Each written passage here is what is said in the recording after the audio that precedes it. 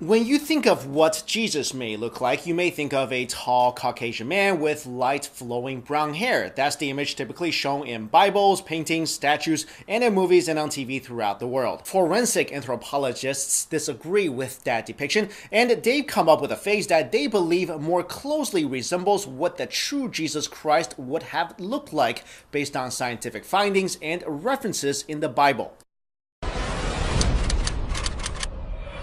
According to Popular Mechanics, Richard Neve, a retired medical artist from the University of Manchester in England, drew a sketch of Jesus based on forensic anthropological research, the same tactic investigators often use to solve crimes in which the victim is otherwise unidentifiable. Neve's recreation differs dramatically from some traditional depictions, which often show the religious figure as a light-skinned, slender man with flowing hair. Neve's image shows a dark-skinned man with dark eyes, a wide nose, a short beard, and short curly hair, as well as a tanned complexion.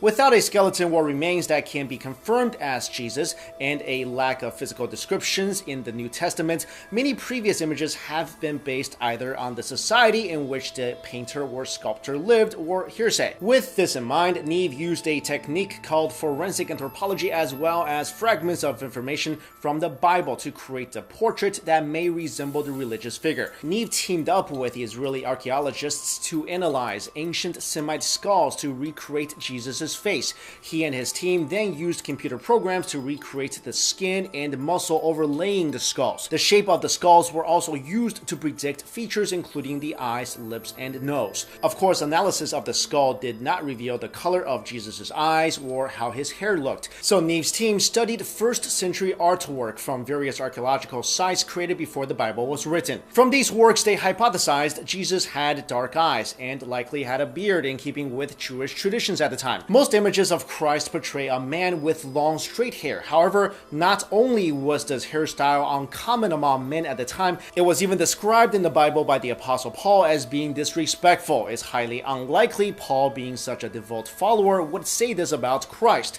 Most scholars, according to Popular Mechanics, therefore believe Christ to have had short, tight curls instead. This does contradict the long-haired image seen in the Shroud of Turin, which is believed by some to bear the image of Christ when he was wrapped in a cloth after his death on the cross. And finally, using the average build of a Semite male at the time, they theorized Jesus would likely have been just over 5 feet.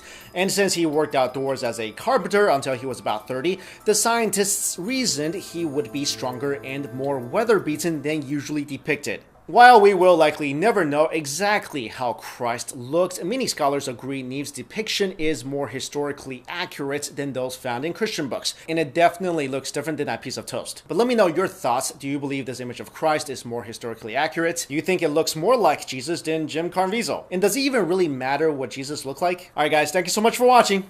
See you later.